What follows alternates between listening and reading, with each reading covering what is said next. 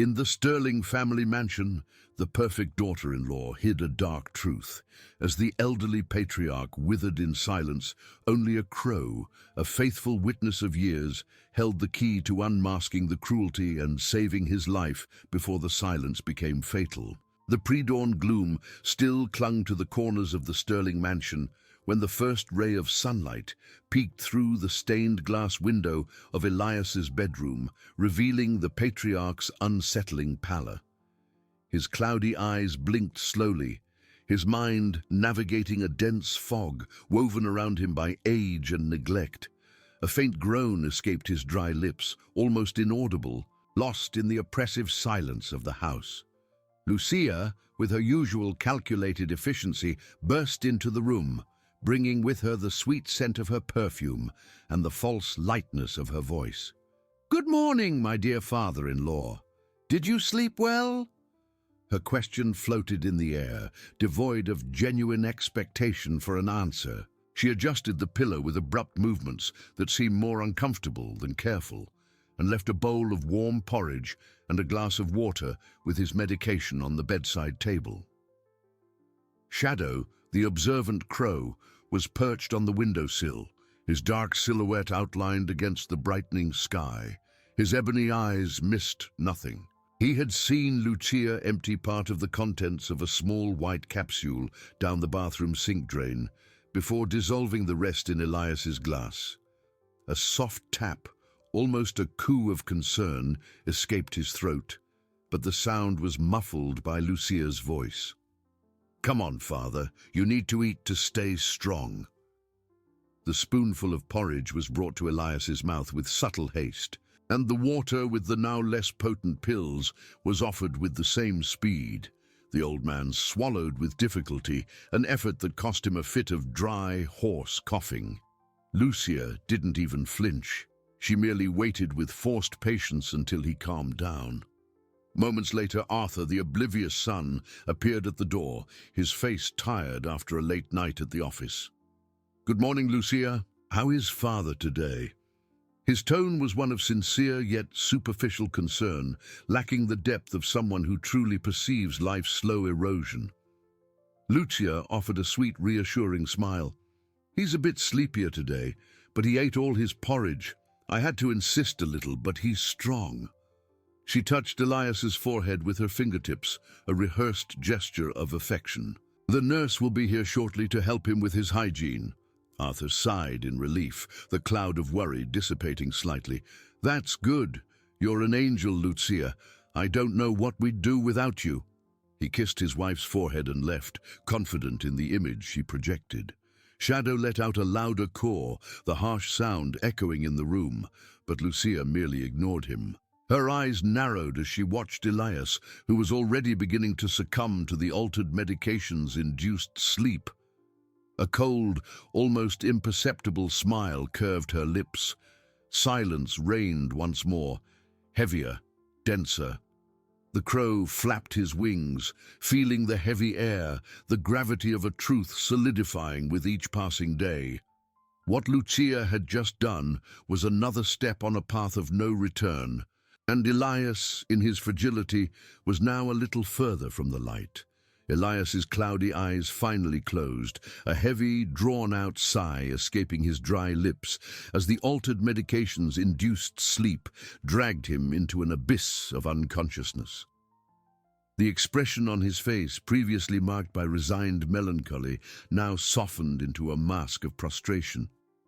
In the dimness of the room, only the distant tick-tock of a grandfather clock in the living room broke the stillness, a sound that, to Shadow, seemed to count the seconds draining from the patriarch's life.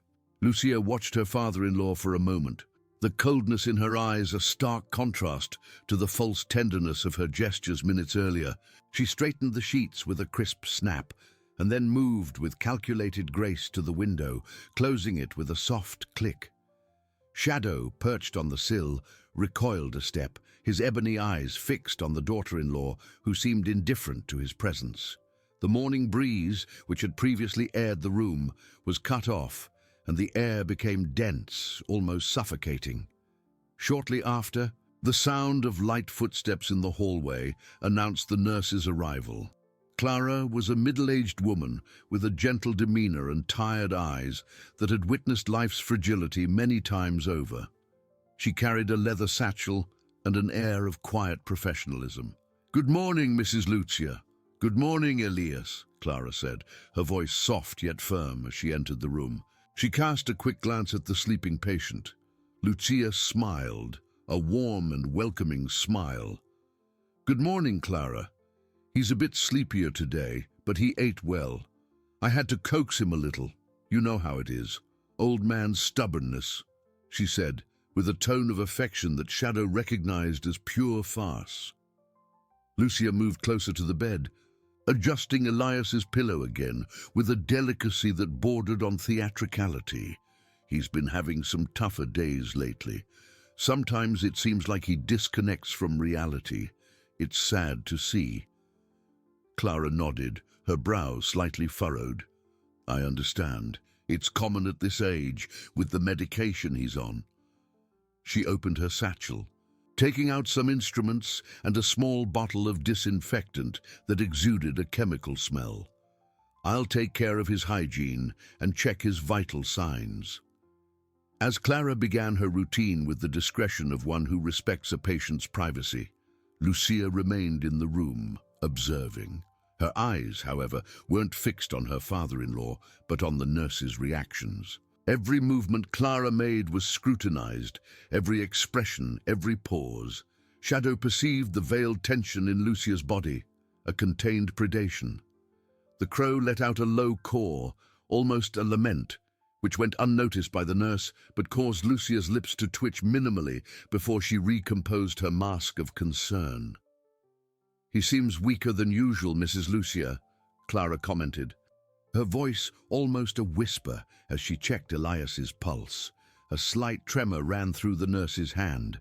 Lucia sighed, a sound of deep resignation. "Yes, Clara. It's as if he's giving up, you know. It's very painful for Arthur and me to see, but we're doing our best to keep him comfortable." She touched the nurse's shoulder, a gesture of calculated complicity. "I think age is really taking its toll. The doctor said it's a natural process." Clara remained silent for a moment, her eyes scanning Elias's pale face. She seemed to hesitate, perhaps feeling a pang of something she couldn't name, but her professionalism and Lucia's convincing narrative soon made her dismiss any incipient doubt. She recorded the data on her clipboard, noting the excessive drowsiness and weakness, but attributing them to the factors Lucia had already suggested.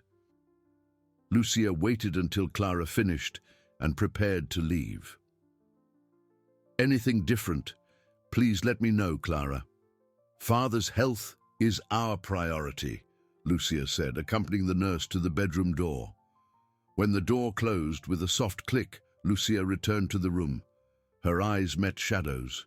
The mask of concern was gone. There was only cold determination and a faint glint of triumph.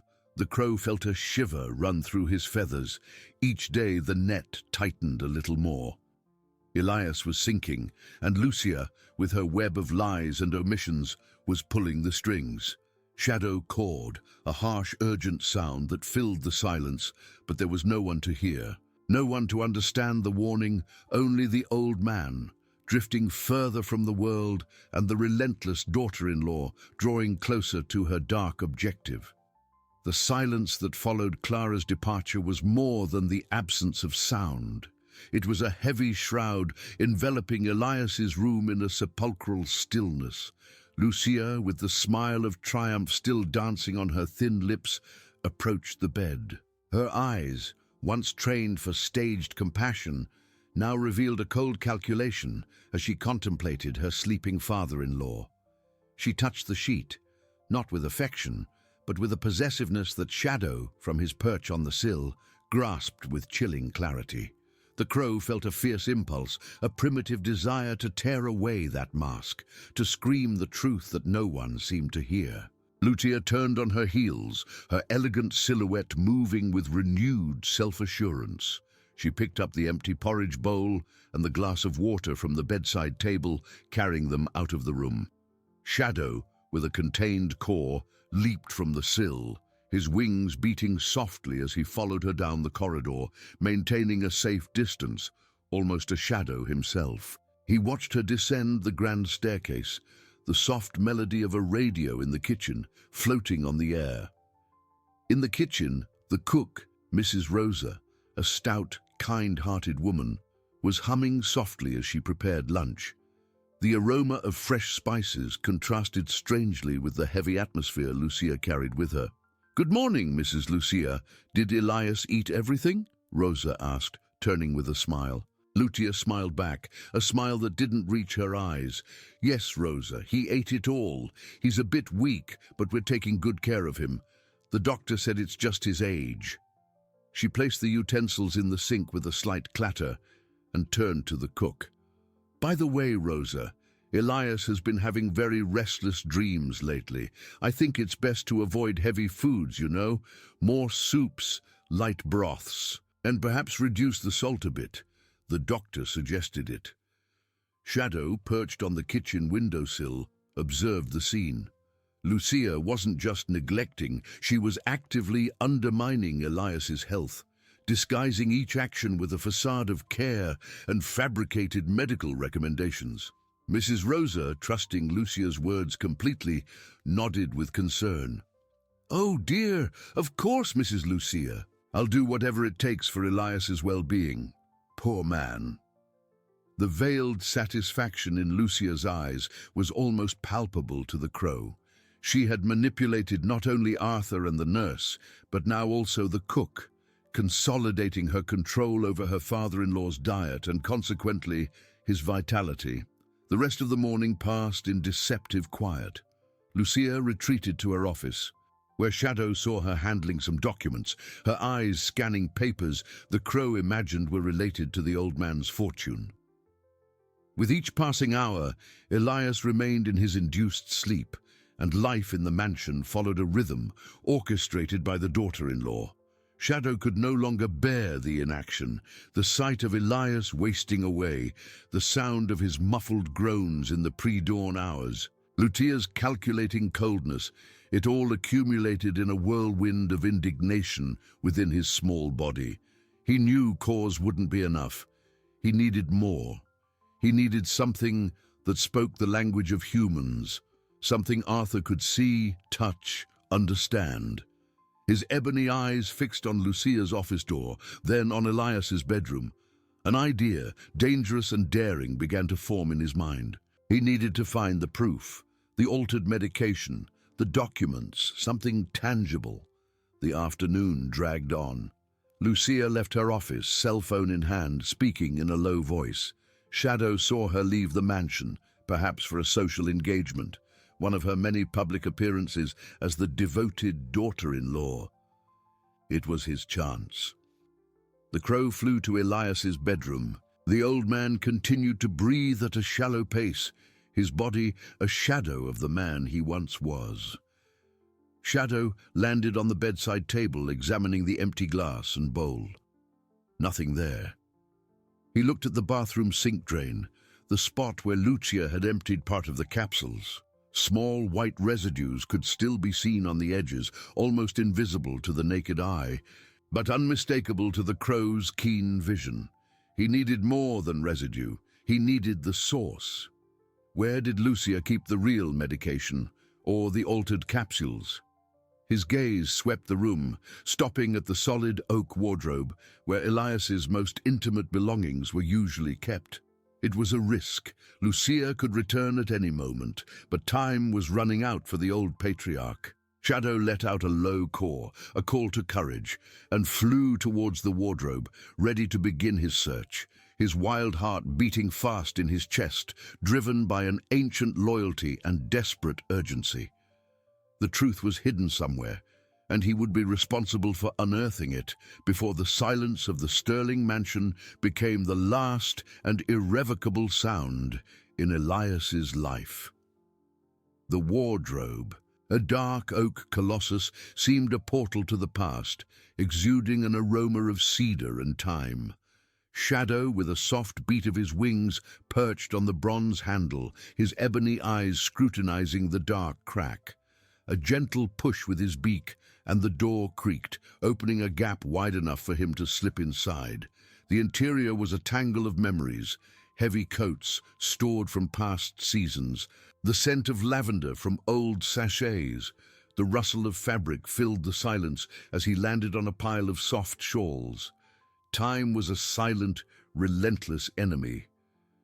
Lucia could return at any moment, and urgency pressed on the crow's small heart. He began his search, moving with surprising agility, peeking under linings, exploring the pockets of hanging clothes. Nothing.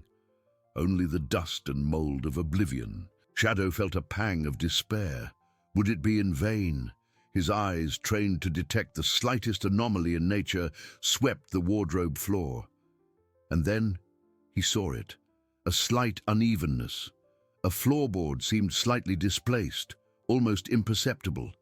With concentrated effort, Shadow dug his talons into the crack, applying all the strength of his small body. The wood groaned, a muffled creak, and a small secret compartment was revealed. Inside, there was a small, dark glass vial, unlabeled, containing a cloudy, thick liquid. Beside it, folded precisely, a piece of paper. Shadow's heart pounded. This was it. This was the proof. With a swift movement, he picked up the paper in his beak. It was light, but the gravity of his discovery weighed on his feathers. He struggled to unfold it with his beak and talons, revealing hurried handwriting, but recognizable as Lucia's. The words, few and direct, pierced the silence of the wardrobe. Adjusted dose, 2 drops AM, 3 PM, reduce salt and fiber, no visitors, quick and silent. Shadow, quick and silent. The words reverberated in his mind, a dark echo of Lucia's intent. There was no room for interpretation. That was a sentence. The vial beside it now seemed a weapon, its cloudy contents a slow poison. The crow couldn't carry the vial. It was too heavy. But the note was the key.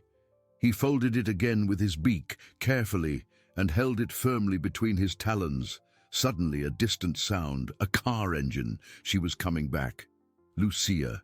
Shadow let out a low caw, a warning to himself. There was no time to hesitate. He needed to get out of the wardrobe and, more importantly, out of Elias's room, before she noticed anything.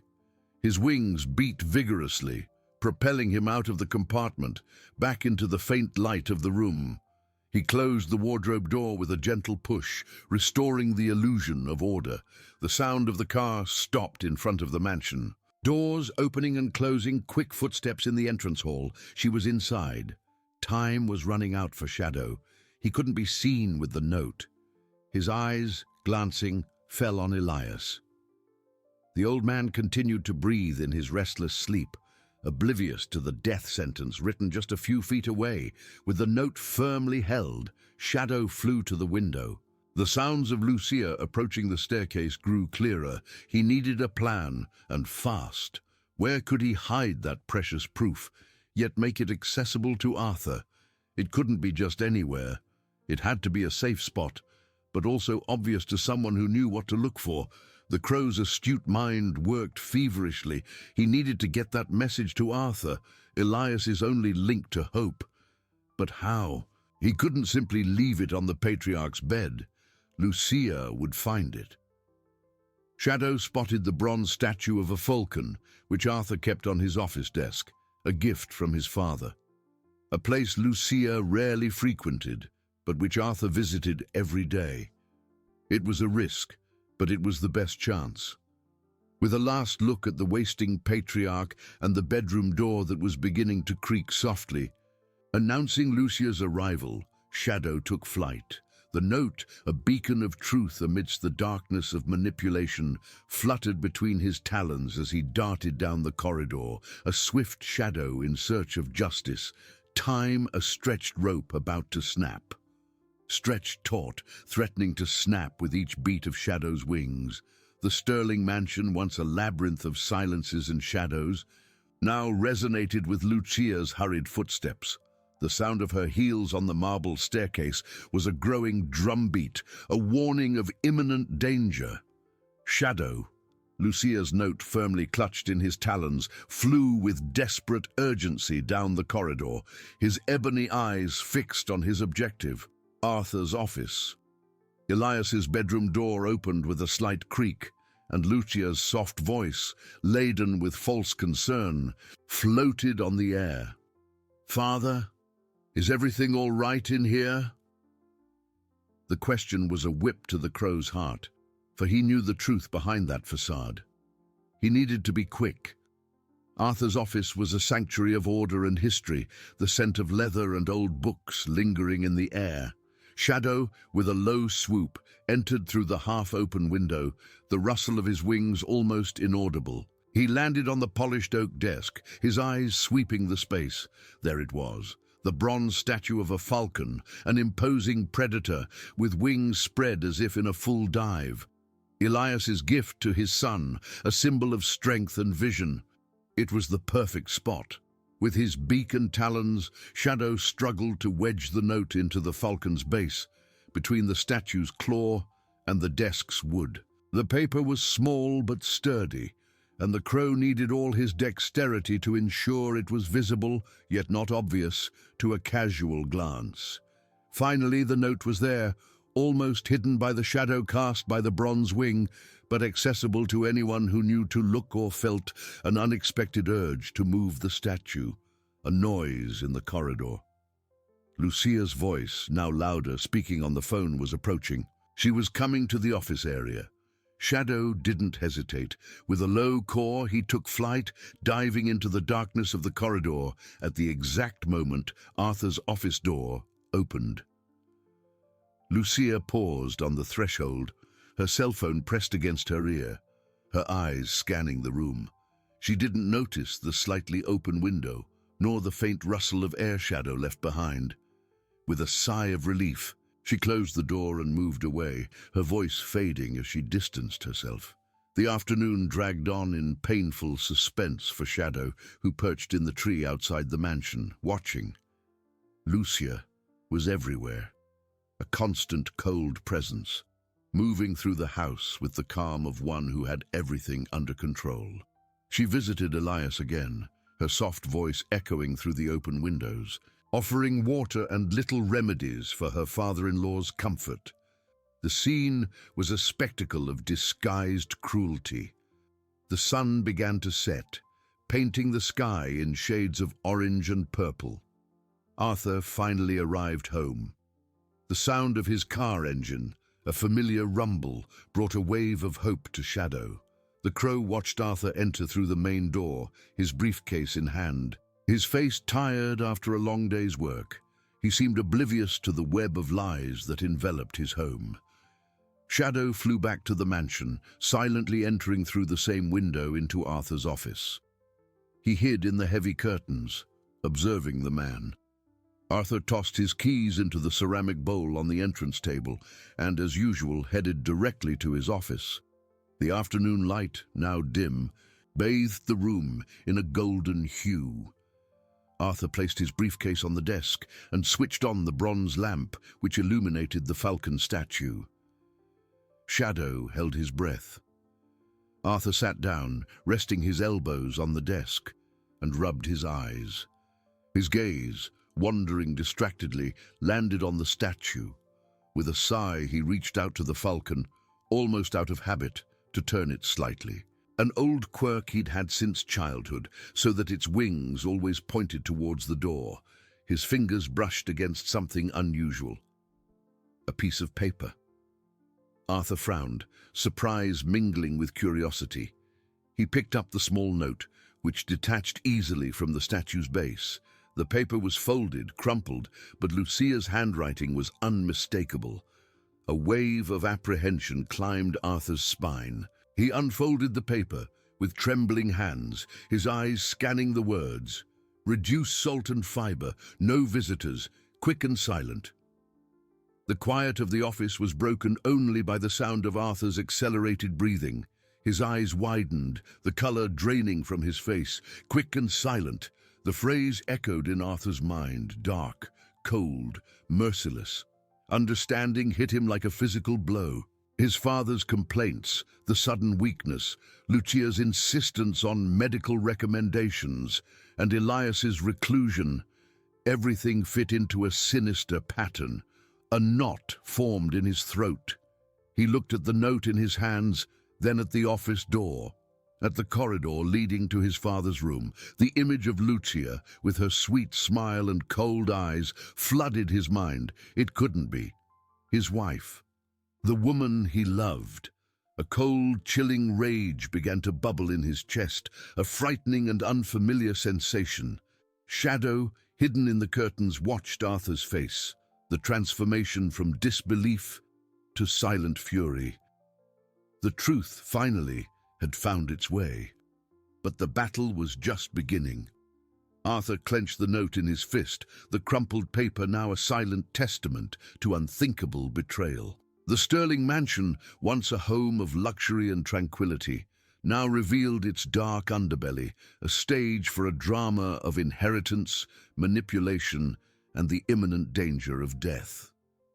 The crow cawed softly, a silent prayer.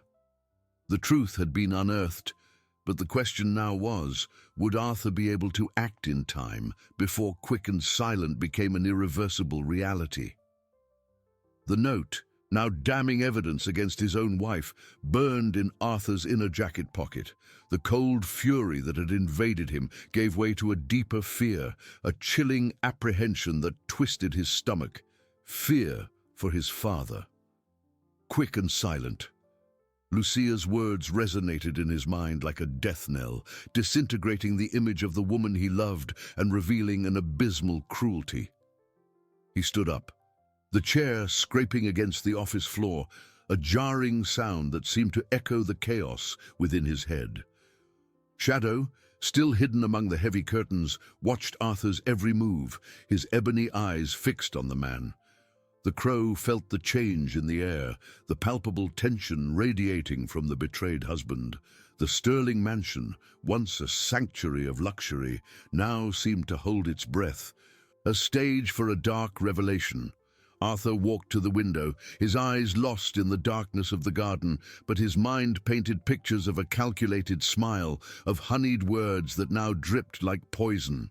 No, it couldn't be. Lucia, his Lucia, couldn't be capable of such monstrosity.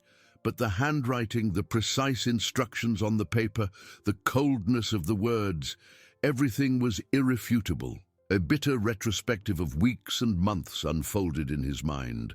Lucia's insistence on isolating his father, the evasive explanations about Elias's fragile health, the restrictive diet that seemed only to accelerate the old man's decline. Every detail, previously ignored or accepted with the naivety of a trusting man, now aligned into a macabre narrative. He clenched his teeth, the betrayal a deeper blow than any physical wound. He couldn't confront her, not yet. If that note was real, if Lucia was so ruthless, confronting her without a plan would put his father in even greater danger. And himself. He needed more. He needed confirmation. And above all, he needed to act quickly. Arthur's gaze met the falcon statue on his desk, a gift from his father. Shadow, the crow, had been his eyes. He, the falcon, had been blind. The irony was cruel. With icy determination, Arthur put away the note, feeling the crumpled paper against his heart. He needed to see his father.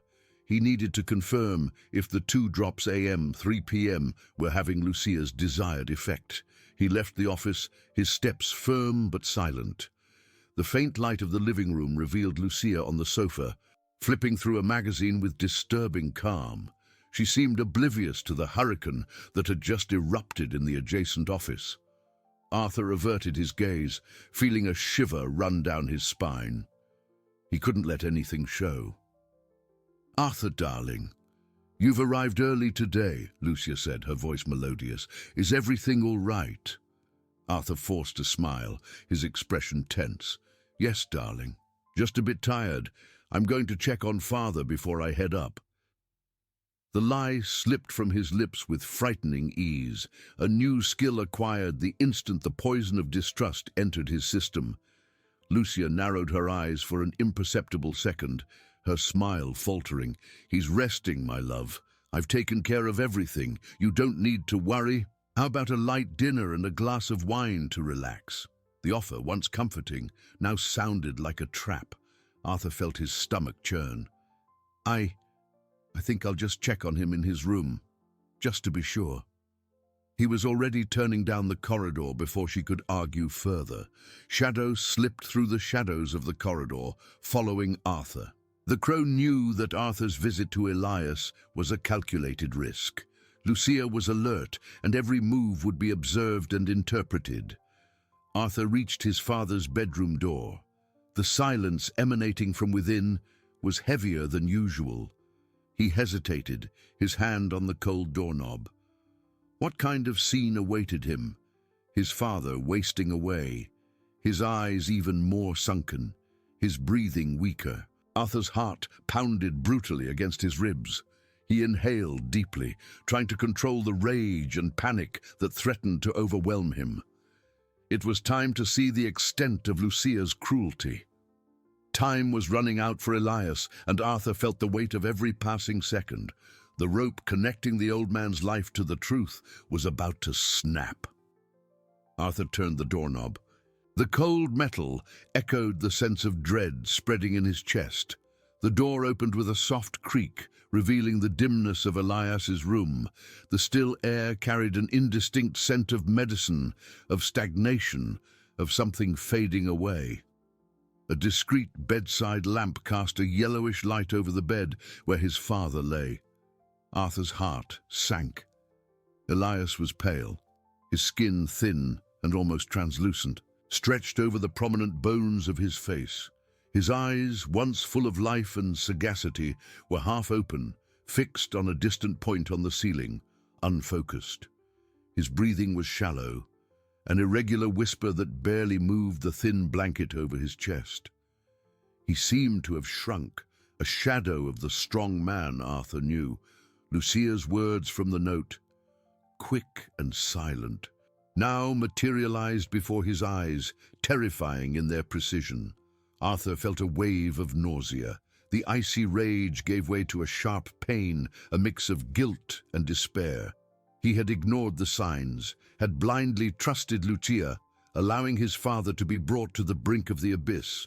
A choked sound escaped his throat, a silent lament he quickly suppressed. He approached the bed, his footsteps muffled by the soft carpet. "Father," he whispered, his voice choked. There was no response, only the faint sigh of the old man's breath. Arthur extended a trembling hand and touched his father's arm. The skin was cold, almost inert. He saw the faded purple marks where undoubtedly Lucia had administered the medication. The 2 drops AM, 3 PM were poison, a slow and insidious venom disguised as care. Tears burned in Arthur's eyes. The image of Lucia, with her sweet smile and soft words, transformed into a mask of pure cruelty. He had loved her, he had married her, and she was killing his father. The betrayal was monstrous, an abyss of evil he had never imagined could exist. Shadow, who had silently glided through the open bedroom window, landed on the sill, his ebony eyes fixed on the man and the old one. The crow observed Arthur's pain, the devastating recognition in his gaze. A low caw escaped Shadow's beak, almost inaudible, an expression of his own silent anguish. Arthur squeezed his father's hand, a silent, desperate promise. He couldn't waste any more time. There was no time for emotional confrontations or to seek more proof. The proof was there, wasting away before him. He needed to act, and fast. But how? Lucia was vigilant. Calling a doctor to the house would be immediately suspicious. Taking him to a hospital would be even more complicated. And Lucia could easily claim Arthur was overreacting, that his father was just old and frail. He turned, his mind swirling. His eyes fell upon the small bedside table. There was a bottle of water, and beside it a small pillbox and a dropper, exactly as described in the note. The tip of the dropper was damp. The poison was in action. A soft noise came from the corridor. Lucia. Arthur froze. He couldn't be caught there, not with that expression of horror and fury on his face. He had to maintain the charade, had to deceive her, just as she had deceived him. With a monumental effort, he composed himself. The pain in his chest was still a burning ember, but he hid it beneath a mask of weariness. He moved away from the bed, gave his father one last look, a silent farewell and a vow. He was at the door when Lucia appeared, a smile on her face, a tea tray in her hands. "My love, I thought you might be hungry. I've prepared some chamomile tea for your father and for you. Arthur, are you all right? You look a little pale." Arthur forced a smile, a knot in his throat. "Yes, darling. Just seeing father left me a bit melancholic. He seems so frail." The lie was bitter in his mouth. "I've left him to rest. I think I'll take a shower and come down for dinner. I'm truly exhausted." Lucia nodded. Her eyes narrowed for an instant. "Of course, dear. He needs a lot of rest. I'll watch over him closely." The tone was sweet, but Arthur heard the implicit warning. As Arthur ascended the stairs, his mind racing, Shadow watched Lucia enter Elias's room. She closed the door behind her, a final sound that sealed the fate of an old, innocent man. Arthur knew he had to act stealthily, using the cunning of a predator, not brute force. He needed allies, and he needed a plan that was as silent as Lucia's intentions, but with a completely opposite purpose. The game had changed, and now Arthur too would become a player in the shadows. Arthur climbed the stairs, the echo of his own footsteps on the polished marble sounding strangely loud in his ears. The image of his father, frail and wasting away, danced in his mind like a ghost, and Lucia's melodious voice, still fresh, seemed to mock him from every corner of the mansion. The air he breathed felt dense, heavy with the rot of betrayal. He entered his room, closing the door with a muffled click. The luxury of the surroundings, once a refuge, now felt suffocating. He sank into the leather armchair, his mind in a whirlwind. Rage, pain, guilt, all emotions mingled in a bitter cocktail that threatened to paralyze him. But he couldn't. His father was dying, and he was the only one who could save him. Lucia was a monster, a predator hidden beneath the skin of a devoted woman. Arthur felt a shiver run down his spine at the thought of the ease with which she had lied, manipulated, and now poisoned. He, the falcon who saw himself as a protector, had been a blind fool. Shadow, the crow, had seen everything. He needed a plan, not an explosive confrontation which Lucia would turn to her own advantage. He needed something as subtle and insidious as the drops that were killing his father. He needed irrefutable proof, something that couldn't be denied or distorted. The note, though damning to him, wouldn't be enough in court without a larger context. Lucia was intelligent, and she had the image of a zealous wife in her favor. His eyes swept the room, stopping at the landline phone on the bedside table. Call the police? Without direct physical evidence, it would be his word against hers, and Lucia, with her glib tongue, could easily twist the story, perhaps claiming Arthur was mentally unstable, or that he himself had caused his father's decline to inherit. No, that would be shooting himself in the foot. A doctor. Lucia controlled access to Elias. Any doctor, he called, would be intercepted or influenced by her. Furthermore, the mere presence of a new doctor would raise red flags for Lucia, who would intensify her vigilance, or worse, accelerate her father-in-law's treatment. Arthur closed his eyes, trying to calm the internal storm. He needed to think like Lucia. How would she act? Would she trust anyone? Did she have accomplices? The mere idea of others involved in the scheme made him feel an even deeper chill. Shadow glided through the window, landing silently on the sill. His eyes watched Arthur, recognizing the pain and determination in the man's countenance. A low caw escaped his throat, a silent reminder of his presence, of his loyalty. Arthur opened his eyes, and Shadow's gaze met his. For an instant, Arthur felt a strange connection with the crow. Shadow was the only one who had witnessed, the only one who had known the truth from the beginning. "Shadow," he whispered, his voice hoarse. "You know, don't you?" The crow merely watched him, his intelligence gleaming in his dark eyes. Arthur stood up, walking to the window. His mind began to work with cold clarity. He couldn't act alone against Lucia, not without being crushed. He needed a link, someone outside the mansion, someone who had a reason to help or who was immune to Lucia's manipulation. His father. Elias had businesses, friends, a lawyer. A name hovered in Arthur's memory, associated with his father for years. Dr. Carter, the family doctor. But Carter had retired, and the lawyer, Mr. Davies, was a cautious man, difficult to convince without concrete proof. He needed something that would go unnoticed by Lucia. An idea began to form, subtle as the whisper of the wind.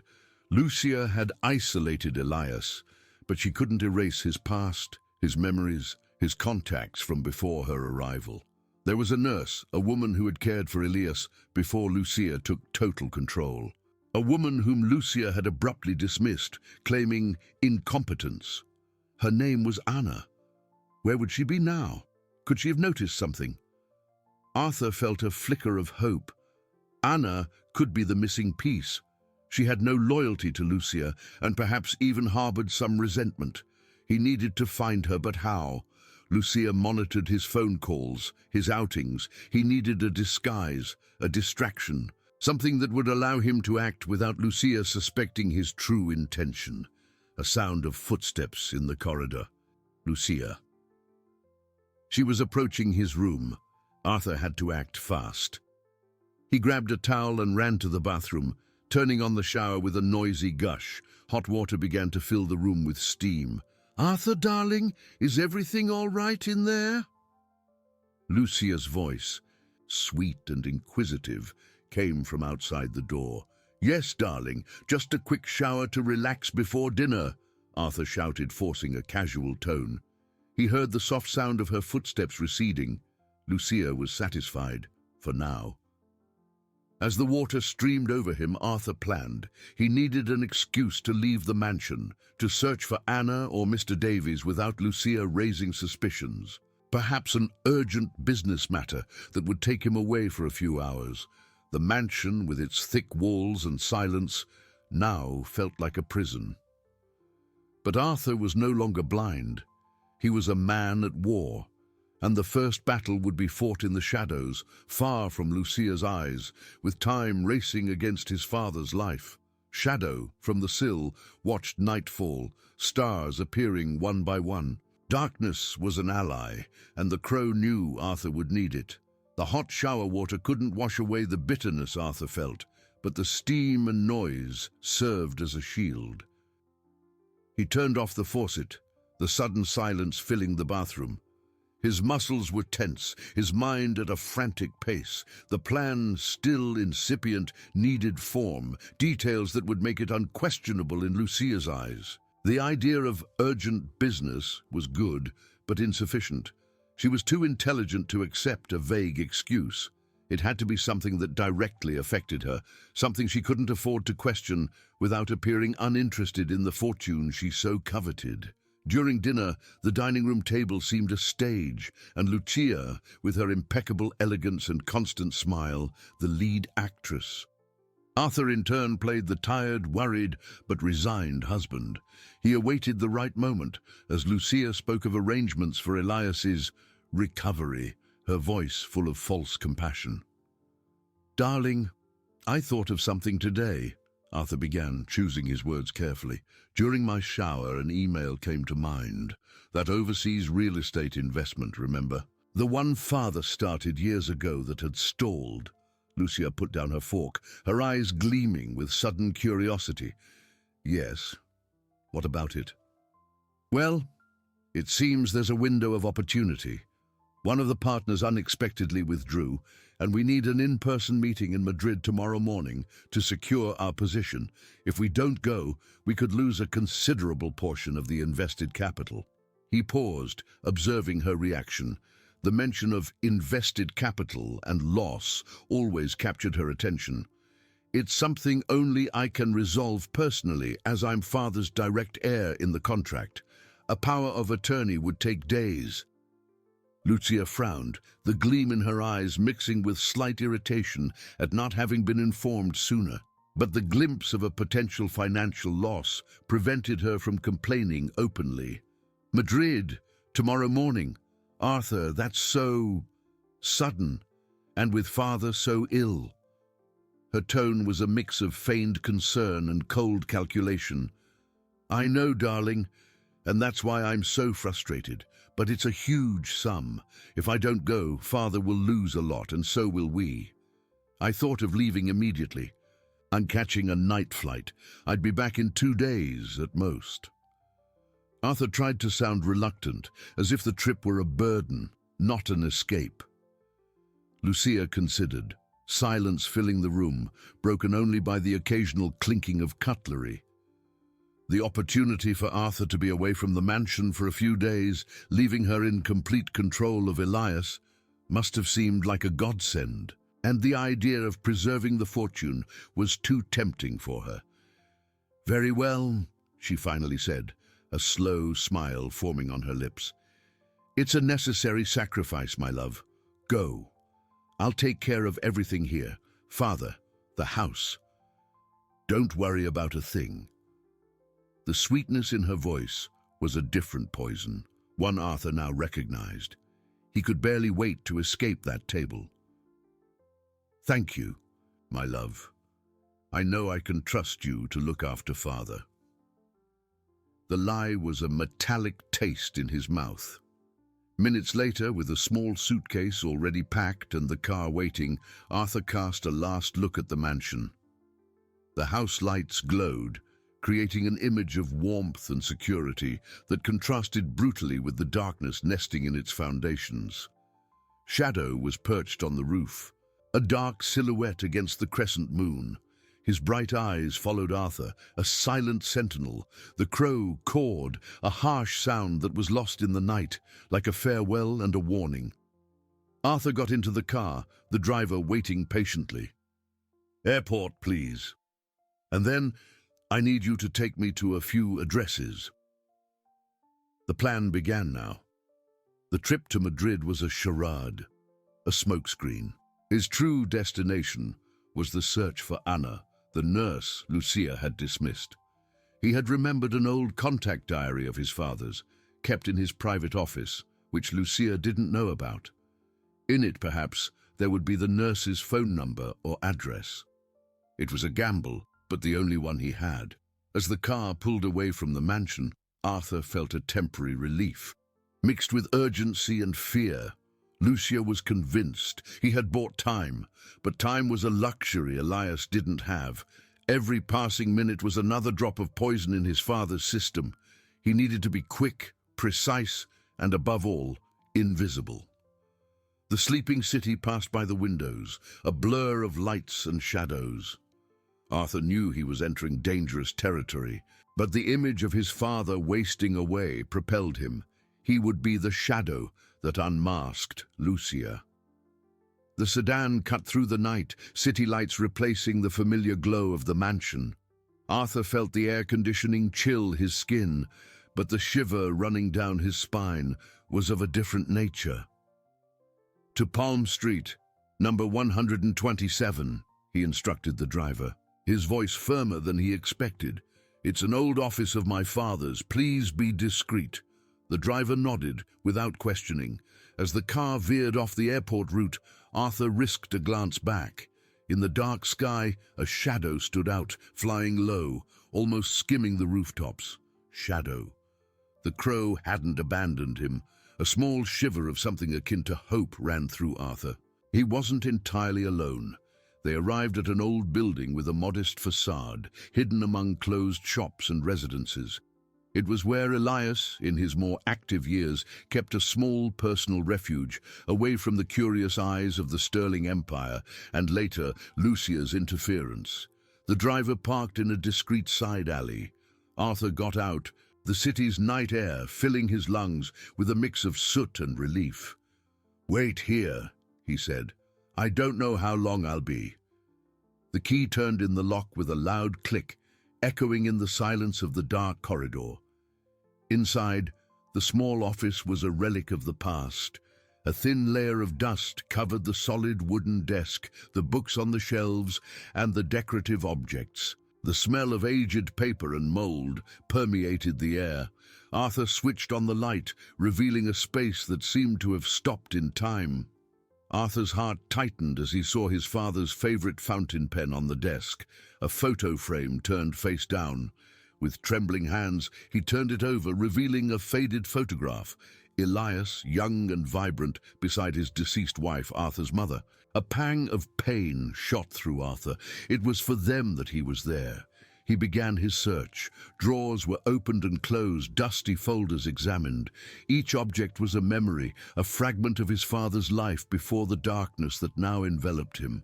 The contact diary, he remembered, was small, with a brown leather cover, usually hidden among the denser volumes on the bookshelf. His fingers glided over the spines of the books until they found a familiar texture. There it was, tucked behind a compendium of tax laws. The diary was slightly swollen with age, its pages yellowed.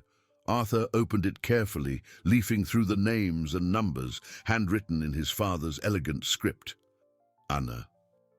Nurse," he murmured, his eyes scanning the lines.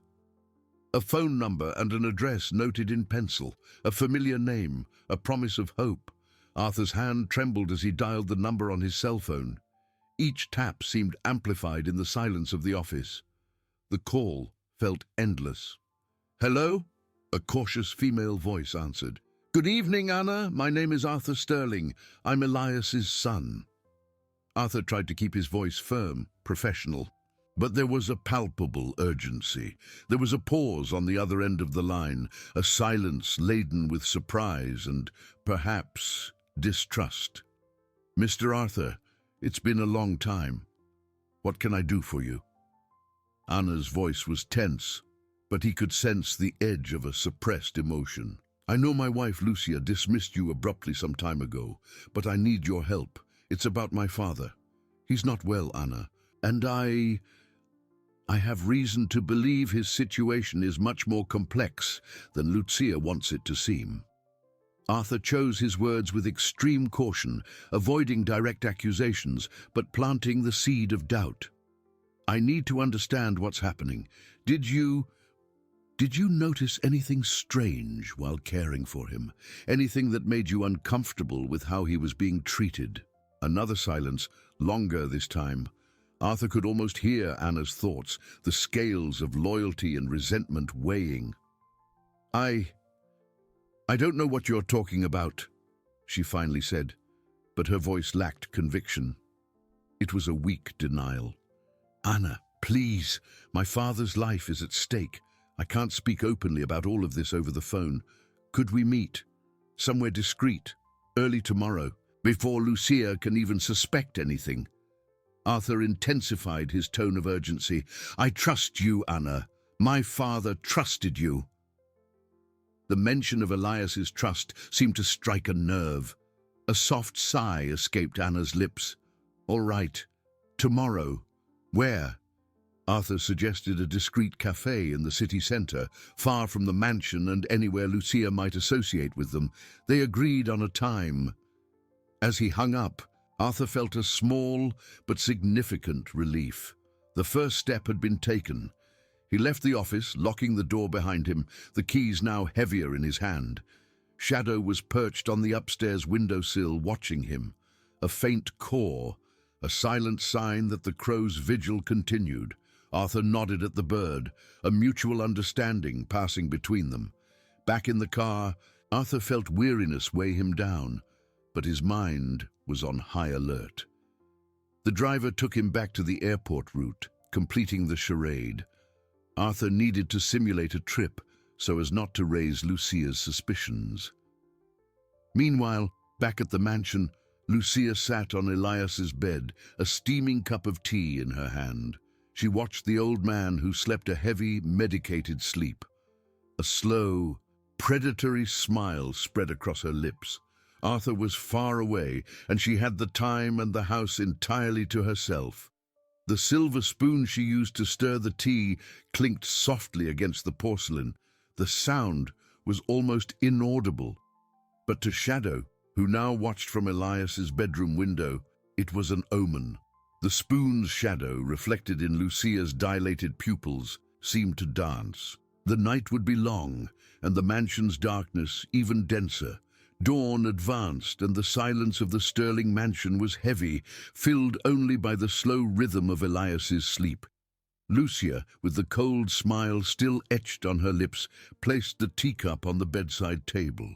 Her eyes scoured her father-in-law's pale face, as if searching for something, a last resistance to be broken. The air in the room was dense, almost suffocating, despite the half-open window. She took a small metal box she kept in the nightstand drawer and removed a vial of pills, different from those Elias regularly used. A calculating glint flickered in her eyes. With precise movements, she replaced her father-in-law's usual night pills with others, slightly larger from that new vial. Then, she crushed some of the original pills and discreetly mixed them into a glass of water, leaving it beside the bed, as if her father-in-law might drink them upon waking. A trace of white powder remained on her fingers, which she wiped with a handkerchief. There were no witnesses, Lucia thought, her breath almost inaudible. But there was. On the windowsill, Shadow, the crow, watched. His black, penetrating eyes missed not a single movement of Lucia's. A shiver ran through the bird's feathers, a premonition of something sinister. The crow cawed softly, a muffled lament that no one heard. He waited, motionless, until Lucia withdrew, closing the door with a click that echoed in the empty corridor. Far away, in a discreet hotel he had booked under a false name, Arthur tried to sleep. But anxiety consumed him. The image of his father, frail and vulnerable, wouldn't leave his mind. Every minute felt like an hour. He tossed and turned in bed, the dark ceiling seeming to compress him. Anna's hope was a slender thread, but it was all he had. He needed her to have seen something, anything, that could prove Lucia's cruelty. The digital clock on the bedside table read 6:30 a.m. when Arthur finally got up, his eyes heavy with fatigue, but his mind sharp. He took a quick shower, dressed in discreet clothes, and left the hotel. The city was slowly waking, the first rays of sun filtering between the buildings. The cafe Arthur chose was on a busy street, but with more secluded tables in the back. He arrived 15 minutes before the agreed time, ordering a strong coffee and watching the entrance. His heart pounded. Anna arrived promptly at 7. Her face, marked by evident concern, showed the dark circles of a sleepless night. She sat across from Arthur, avoiding his gaze for a moment. A heavy sigh escaped her lips. "Thank you for coming, Anna," Arthur began, his voice low and urgent. "I know this is difficult." Anna finally met his gaze, her eyes moist. "Mr. Arthur, I didn't want to believe it, but yes, I saw things that have kept me awake since Lucia dismissed me." Arthur felt a knot in his throat, a mix of relief and dread. "Please, tell me." She hesitated, looking around as if fearing to be overheard. "In the last few months I was there, Elias began to decline very rapidly. I warned Lucia, but she always downplayed it. She said it was his age, stress, but it wasn't just that." Anna swallowed hard. "I noticed his medication. Sometimes seemed different. There was one time I found some pills that weren't on his prescription. hidden at the bottom of a vitamin jar that Lucia insisted he take. They were strong sedatives, Mr. Arthur. I recognized them. They were for large animals. An icy chill ran down Arthur's spine. Sedatives for animals. The image of his father, drugged, helpless. I confronted Lucia once, Anna continued, her voice choked by the memory. She was furious. She said I was making things up, that I was old and senile. The next day I was fired. She threatened me, said that if I told anyone, my license would be revoked, and I'd never work again. Tears streamed down Anna's face. I was scared, Mr. Arthur, very scared. Arthur took her hand across the table, squeezing it gently. I understand, Anna. I understand perfectly. But now my father's life is at risk. You are the only witness I have. He was wasting away, Mr. Arthur, Anna murmured. It wasn't natural. She was slowly poisoning him, I'm sure. His appetite drastically decreased. He was constantly drowsy, disoriented. And the worst part, she prevented him from taking the vitamins and supplements the doctor had recommended. She said he didn't need them, that it was money wasted. Arthur's blood ran cold. Lucia wasn't just neglecting, she was actively sabotaging his father's health. The pills, the deprivation of essential nutrients. It was a slow and silent torture. Do you have a way to prove this, Anna? Any record? Any evidence? Arthur asked, his voice tense, his mind already working on a plan. Anna wiped away her tears. I kept one of those pills, Mr. Arthur, before I was dismissed, out of intuition, and I noted the date I found it and the vial. It's at home. I also have a copy of Elias's original prescription from Dr. Carter with the correct medications. I can give it to you. A ray of hope, dark and urgent, shot through Arthur. It was little, but it was a start. It was the proof he needed to take the next step. Anna, this is crucial. Will you help me expose Lucia? To save my father? Anna nodded, determination replacing fear in her eyes. Yes, Mr. Arthur. For him, he was always a good man. Arthur felt a weight lift from his shoulders, but another, even heavier, settled in. The truth was horrifying, but now he had an ally. He needed to act fast. He looked back at the busy street outside, feeling an urgency that propelled him. The Madrid trip charade wouldn't last forever. Lucia was acting, and every second was precious. He needed more than a pill and a testimony. He needed a trap. Meanwhile, back at the mansion, Lucia descended the stairs with a serene smile, finding the housekeeper in the kitchen. "Good morning, Marta," she said, her voice honeyed. "Elias had a restless night. I think he's weaker today. Please inform Dr. Carter that he needs to come as soon as possible to re-evaluate him. And please, prepare only a light tea for him. I don't want him to feel sick to his stomach." Shadow was perched on the roof, observing the activity. The crow cawed, a harsh sound that echoed in the morning air.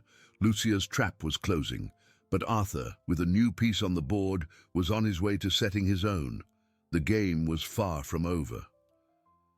Arthur squeezed Anna's hand one last time, the weight of the pill and the prescription copy in his pocket seeming trivial compared to the enormity of the task ahead. It was proof, yes, but fragile, easily contested by a woman as cunning as Lucia. He needed something undeniable, something that would catch her red-handed. The image of his father, sedated and at her mercy, burned in his mind. "Anna, this is a start.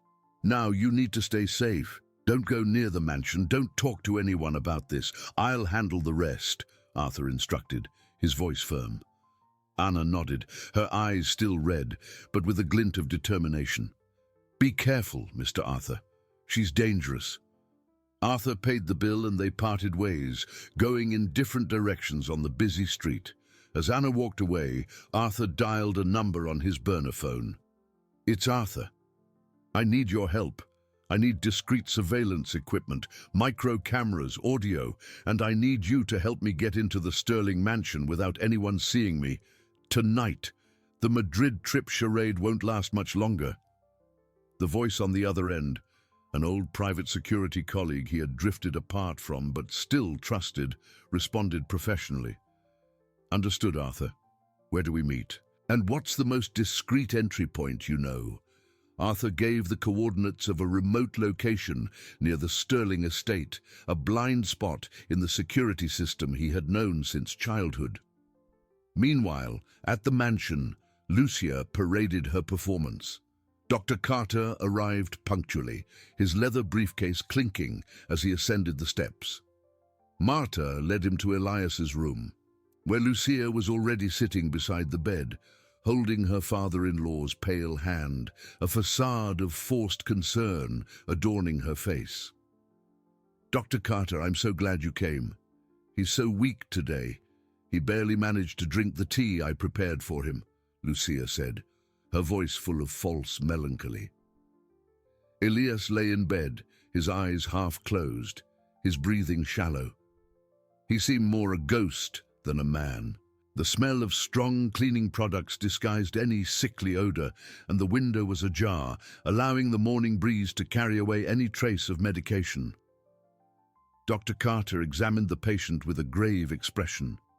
He checked his pulse, blood pressure, listened to his heart and lungs. "Elias is very debilitated, Lucia. His vital signs are weak. He needs hospitalization, a more comprehensive battery of tests." Lucia sighed, shaking her head sadly. "Oh, doctor, I fear that would upset him even more. He detests hospitals. And with Arthur traveling, I don't know if he could endure the move. Perhaps we could increase the dose of the mild sedative he takes at night so he rests better and continue with the vitamins you prescribed." She blinked, referring to the vitamins she had conveniently prevented Elias from taking, but which she now mentioned to the doctor. The doctor hesitated. "The vitamins are crucial, Lucia, and the sedative is only to help him sleep, not to keep him like this. He seems excessively drowsy. Do you think he might have accidentally taken something extra?" Lucia's eyes widened, a calculated shock. "God forbid. Doctor, never. I am very careful with his medication. Perhaps it's his age, the sadness from Arthur's absence. He misses his son terribly." She cast a significant glance at the bedside table, where the glass of water with the crushed original pills powder rested, a perfect staging of an elderly father who might have confused his medication. Shadow, perched on the roof, observed the scene through the window. The crow saw the calculating glint in Lucia's eyes, the way she manipulated the situation. A low caw escaped his throat, a warning sound lost in the air. He saw the doctor's hesitation, his genuine concern, and the way Lucia wove her web of lies. Dr. Carter, without proof of anything illicit and confronted with Lucia's concern, reluctantly conceded. "Well, let's keep the current medication, but I suggest I come daily to monitor him. And please make sure he takes the vitamins. If there's any worsening, don't hesitate to call an ambulance." Lucia smiled, a sweet, victorious smile. "Of course, doctor. I'll do that. Thank you very much." When the doctor and Marta withdrew, Lucia remained in the room. Her smile vanished, replaced by a cold expression. She took the glass of water with the crushed original pills powder and emptied it down the bathroom sink in the room. Then she picked up the vial of animal sedatives and, with a swift movement, placed another one in the fresh glass of water she had prepared, stirring it until dissolved. "For you to have a peaceful night, my dear father-in-law," she murmured, a cruel whisper. Far away, Arthur was already in motion. On his way to the mansion, he felt the night air grow colder, denser. Lucia's trap was closing, but his own, more dangerous and desperate, was about to be set. The clock ticked its final seconds. The moon, a pale and indifferent disk, peeked through the clouds as Arthur waited at the meeting point. The night air was heavy, laden with the promise of something dark. A discreet car pulled up beside him. The door opened, and a lean, efficient figure, his old colleague, Marco, extended a dark backpack. "Everything's here, Arthur. High-definition infrared micro-cameras, lapel microphones, and an encrypted transmission system for your cell phone. Batteries last 24 hours. The location you indicated is, indeed, a blind spot, but you have to be quick. Any unusual movement on the property, and the main system could alert." Arthur took the backpack, the weight of the equipment a chilling reminder of the gravity of his mission. "Thank you, Marco. You don't know how much this means." Marco nodded, his eyes serious. "Just do what you have to do, and be careful. Old mansions have many eyes." With a nod, Marco left, leaving Arthur alone in the darkness, his heart pounding with a mix of fear and adrenaline. He moved like a familiar shadow through the gardens, circumventing the tall fence. The breeze rustled the leaves of the trees, creating whispers that seemed to mock his audacity. The blind spot was a disused basement window, hidden behind dense bushes, which he and his father used to use as a shortcut for childhood adventures. The rust rusted softly when he forced it open, an almost inaudible sound that in his state of nerves felt like a scream. He slipped into the cold darkness of the basement, the smell of mold and damp earth filling his nostrils. Every step echoed too loudly in his mind, though his shoes were muffled. He ascended the service stairs, reaching the kitchen on the ground floor. The house was plunged into an oppressive silence, broken only by the distant tick-tock of the grandfather clock in the living room. The plan was simple, but it required precision. Arthur installed the first micro-camera in the kitchen, camouflaging it in a ceramic ornament with a built-in microphone. There, Lucia prepared meals, and he supposed his father's vitamins. The second went into the corridor, leading to Elias's room, hidden in a picture frame. The third, the most crucial, would be in his father's bedroom. With each step, a wave of melancholy washed over him. This was his home, the sanctuary of his childhood, now a stage for Lucia's silent cruelty. He saw family photos, smiles frozen in time, and felt his throat tighten. When he reached Elias's room, Arthur's heart sank. The room smelled of antiseptic and illness. The faint nightlight entering through the window revealed his father's fragile figure in bed. Elias was pale, his breathing shallow, his chest rising and falling with difficulty. He seemed to have aged decades in months. A searing pain hit Arthur, an overwhelming guilt for having been so blind, so distant. With trembling but firm hands, Arthur hid the last micro-camera and microphone among the books on the shelf beside his father's bed, pointing towards the headboard and the bedside table. Perfect for capturing any interaction with the medication. He knelt beside the bed, his hand hovering over his father's arm, hesitant to touch him so as not to wake him. "Father," he whispered, his voice choked, "I'm going to get you out of here, I promise." A soft caw from the window made Arthur turn abruptly. Shadow, the crow, was perched on the sill, watching him with his black, intelligent eyes. The bird tilted his head, as if understanding the urgency of the moment. Arthur and Shadow looked at each other for a long moment, a silent connection of shared purposes. Suddenly, the sound of footsteps in the corridor, a faint creak on the floorboards. Lucia. Arthur froze. There was no time to leave. He needed to hide. His gaze swept the room frantically. The wardrobe. He slid inside, closing the door with the slightest possible noise, the heavy fabric of the clothes muffling his body. The bedroom door opened slowly. Lucia entered, her silhouette cutting through the meager light. She didn't turn on the light, preferring the dimness.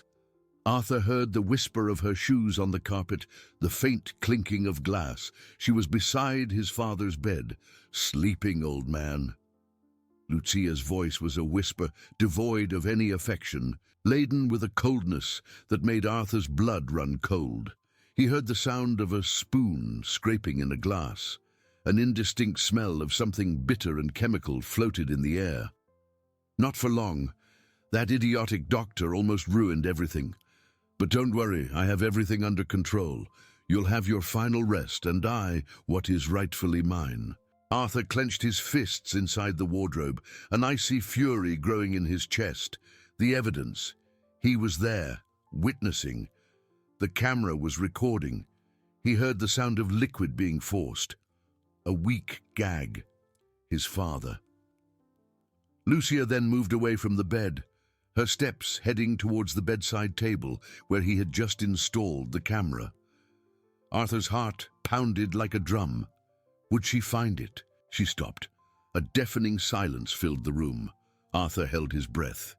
Then, Lucia merely adjusted the lamp, turning it slightly. The light's glare almost hit the camera lens, but not enough to reveal it. She sighed, a sound of contained irritation.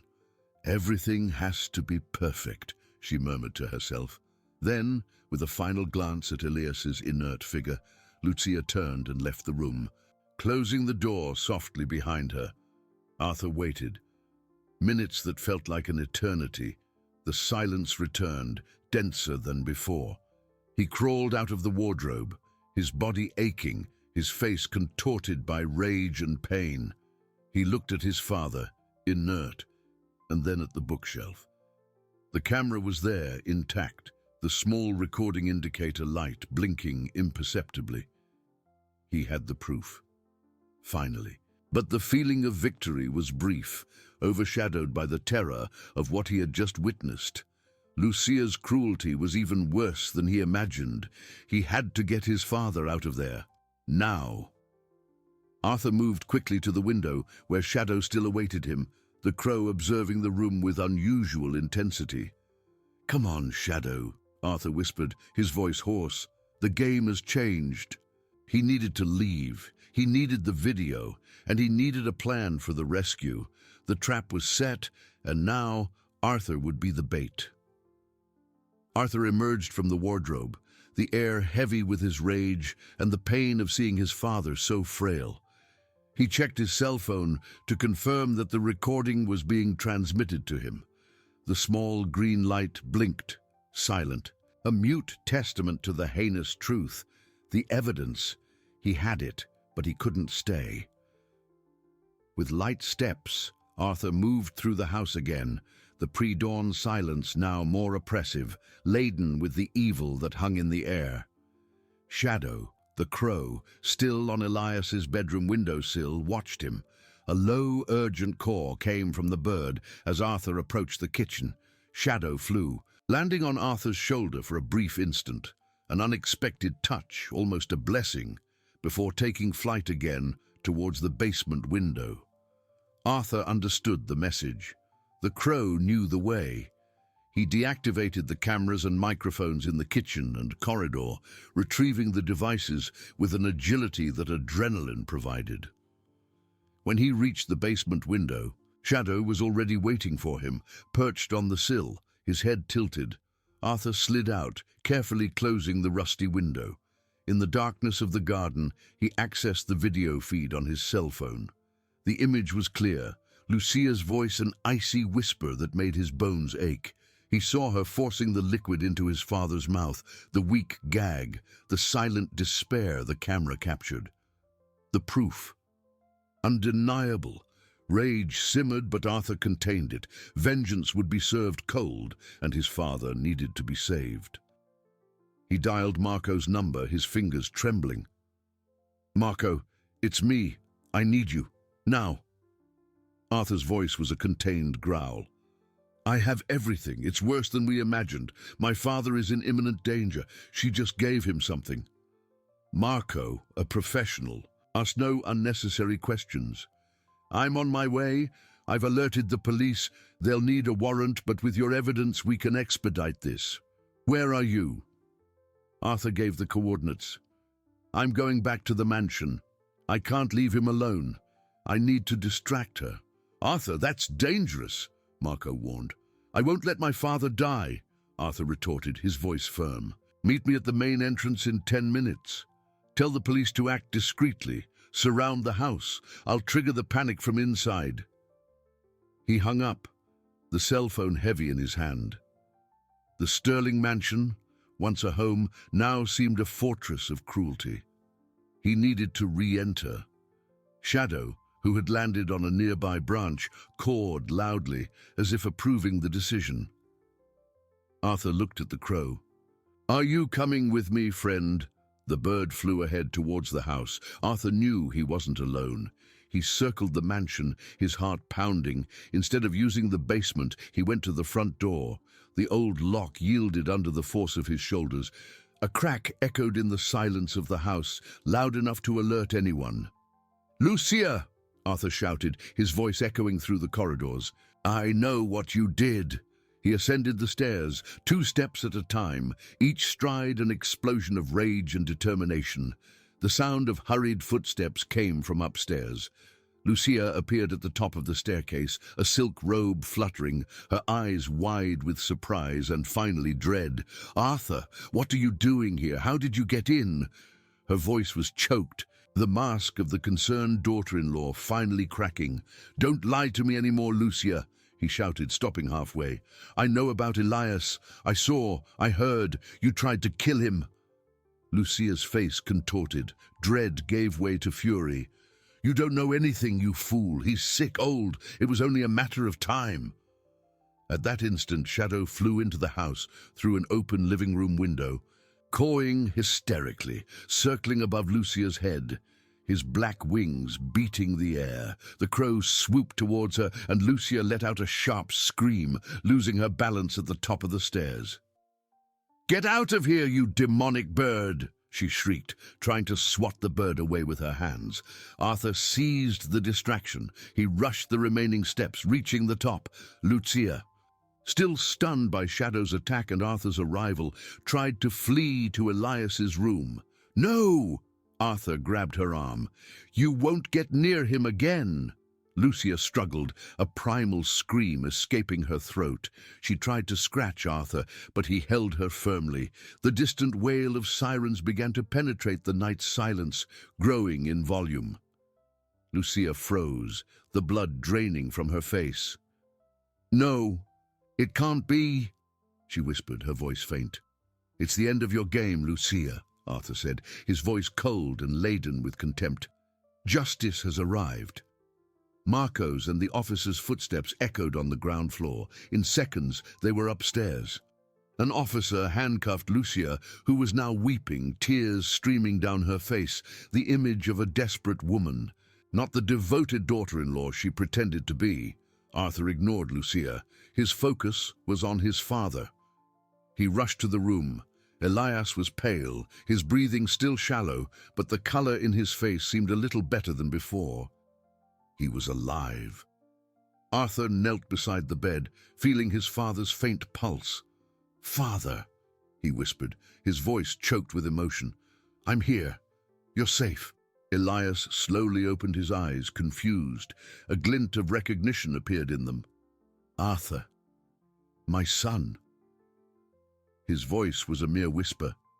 Tears streamed down Arthur's face. He held his father's hand, feeling the fragile warmth. "Yes, Father, I'm here, and I won't leave you again."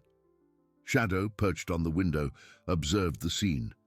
A soft, satisfied caw escaped the crow, a sound of silent triumph that mingled with the wail of sirens and voices in the corridor. The crow's astute loyalty had finally unveiled the truth and saved the old man from a dark outcome.